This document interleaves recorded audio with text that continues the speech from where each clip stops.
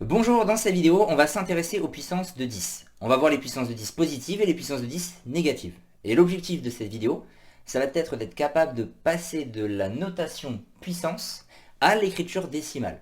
L'écriture décimale, c'est l'écriture habituelle. 1000, 100, voilà, ça c'est une écriture décimale d'un nombre. Et aussi dans l'autre sens. Alors vous allez voir, c'est pas très difficile. On va commencer d'abord avec les puissances de 10 positives. 10 puissance 7, c'est l'objectif à la fin. Je vais être capable d'écrire ce que ça vaut. Et pour faire ça, je vais commencer par encore plus simple que 10 puissance 7. La première puissance de 10 positive qu'on peut rencontrer, c'est 10 puissance 2, qu'on dit aussi 10 au carré.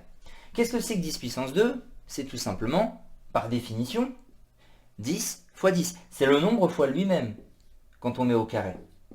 Ou la puissance de 2, ça dépend comment vous voulez le dire. Et bien justement, 10 fois 10, c'est pas très dur à calculer, je sais que ça fait 100. 10 au carré, ça fait 100. C'est un résultat que je garde en tête. Ensuite, je vais calculer la prochaine puissance de 10. 10 puissance 3. Toujours grâce à la définition, qu'est-ce que c'est qu'être à la puissance 3? C'est le fait d'avoir le nombre fois lui-même, fois encore lui-même. Et bien ça, c'est quoi? 10 fois 10, ça fait 100. Et donc 100 fois 10, ça fait 1000. Ces deux exemples sont déjà largement suffisants pour qu'on comprenne comment ça va fonctionner.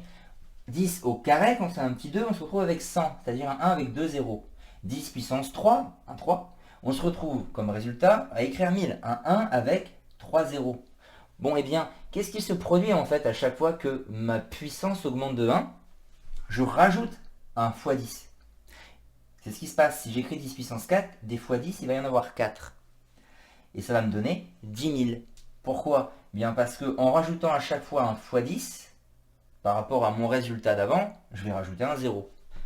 C'est pour ça que 10 puissance 2, c'est 2 zéros, 10 puissance 3, c'est 3 zéros, 10 puissance 4, en fait, ça va être 4 zéros tout simplement. Je vais l'écrire ici aligné, je ne vais pas mettre l'étape intermédiaire, c'est 10 000.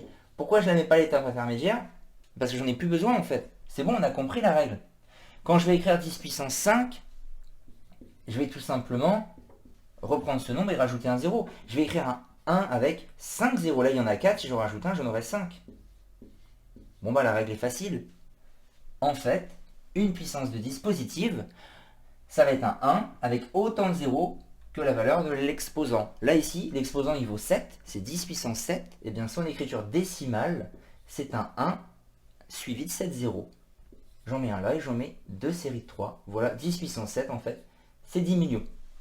Voilà ce qu'il faut savoir faire sur les puissances de 10 positives. C'est comme ça que ça fonctionne. Et bien pour vous montrer les puissances de 10 négatives, on va être un petit peu dans la même logique. Je vais d'abord partir sur les puissances positives justement pour trouver comment ça fonctionne.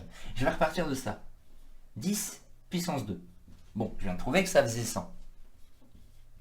Ensuite, je vais diminuer d'un cran. On va vite comprendre pourquoi ça va faire le lien avec les puissances négatives. Je diminue d'un cran, c'est plus 2, c'est un 1.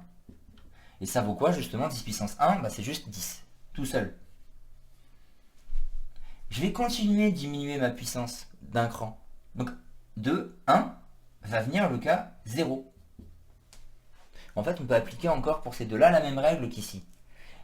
Un 2 fait que je mets un 1 et deux zéros. Un 1 fait que je mets un 1 et un seul 0. Eh bien, 10 puissance 0, en fait, c'est seulement 1. Et ce qui se produit, finalement, je m'en rends encore plus compte si je mets, 10 puissance 3. Ça ressortira encore plus. À chaque fois que l'exposant diminue d'un cran, à chaque fois qu'il diminue d'un cran, eh bien le résultat, lui, il diminue d'une 10. Il est divisé par 10 plutôt, devrais-je dire. En fait, on voit qu'on perd un 0. Et perdre un 0, c'est justement être divisé par 10. Quand je passe de 1000 à 100, mon résultat est divisé par 10. C'est parce que l'exposant a diminué d'un cran. En fait, j'ai perdu un 10 dans l'histoire. Si je faisais ça à l'envers, je passe de cette forme-là à cette forme-là. Je perds un 10. 10 puissance 1, je repère un 10. C'est ce qui se produit. Et donc, c'est divisé par 10. Eh bien, si c'est ce qui se passe lorsque je passe de 3 à 2, de 2 à 1, de 1 à 0, il n'y a pas de raison que ça s'arrête. Qu'est-ce qu'il va y avoir après 10 puissance 0? Il va y avoir 10 puissance moins 1, justement. Je continue de diminuer. J'arrive enfin dans les puissances négatives, l'objectif. À chaque fois que la puissance baisse de 1, le nombre est divisé par 10. Et bien là, je vais être 10 fois plus petit que 1. Qu'est-ce qui est 10 fois plus petit que 1? C'est 1 divisé par 10. C'est 1 dixième. 10 puissance moins 1, en fait, c'est 1 sur 10. Et ça, bien ça vaut 0,1. 1 dixième, c'est 0,1. 10 puissance moins 1, c'est 0,1. Si je fais ensuite 10 puissance moins 2, eh bien 10 puissance moins 2, c'est 10 fois plus petit que 1 dixième.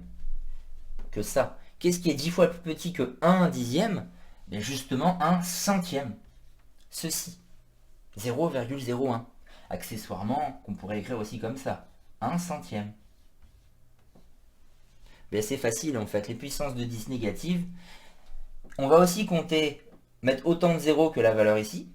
Sauf que puisque c'est une puissance négative, ça sera de la forme 0, donc si j'ai ensuite 10 puissance moins 3, 10 puissance moins 3, en fait, ça va être 0,001. 3 zéros en comptant toujours celui-là. Tous les zéros écrits comptent. Ici, tous les zéros écrits comptent. On a 7. La puissance était 7. Mais c'est pareil ici. C'est 3. Tous mes zéros ont compté. Donc il ne faut pas l'oublier, celui-là, il compte. Par contre, cela ne compte jamais. Hein. C'est juste l'exposant qu'on regarde. Moins 3. Bon, moi, c'est de la forme 0, avec 3 zéros. Finalement, 10 puissance moins 5, vu que c'est une valeur, un exposant négatif, c'est de la forme 0, et je vais mettre 5 zéros en comptant celui que j'ai déjà mis. J'en ai plus que 4 à placer. Voilà mon cinquième zéro, et je termine bien sûr en mettant un 1. C'est ça, 10 puissance moins 5. C'est aussi, en fait, 1 sur 100 000. Puisque 10 puissance moins 1, c'est 1 sur 10. 10 puissance moins 2, c'est 1 sur 100.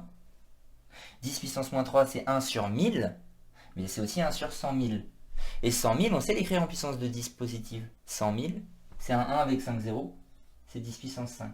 Voilà, il y a aussi surtout ça qu'il faut connaître. Mais il faut aussi avoir conscience que c'est aussi ça, 10 puissance moins 5 en fait. Comme ici, 10 puissance moins 3. 10 puissance moins 3, c'est aussi 1 sur 1000. C'est 1 millième 10 puissance moins 3. 1 millième.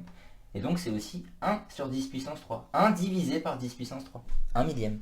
0,1. Voilà, retenez ces deux cas-là et vous savez calculer n'importe quelle puissance de 10. Je termine par vous dire, vous devez aussi être capable de faire dans l'autre sens, c'est-à-dire deux derniers exemples. Regardez, dans les puissances positives, si je vous écris un 1 avec 9 zéros, eh bien par réflexe maintenant, vous devez être capable de dire, ah bah ça, c'est une puissance de 10, c'est 10 puissance, il y a 9 zéros, 10 puissance 9. Celui-là compte pas, je vous le rappelle. Et à l'inverse, si vous avez 0, voilà, je mets quelques zéros.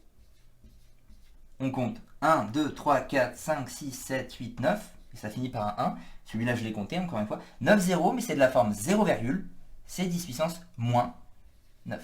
Voilà ce qu'il faut savoir faire sur les puissances de 10.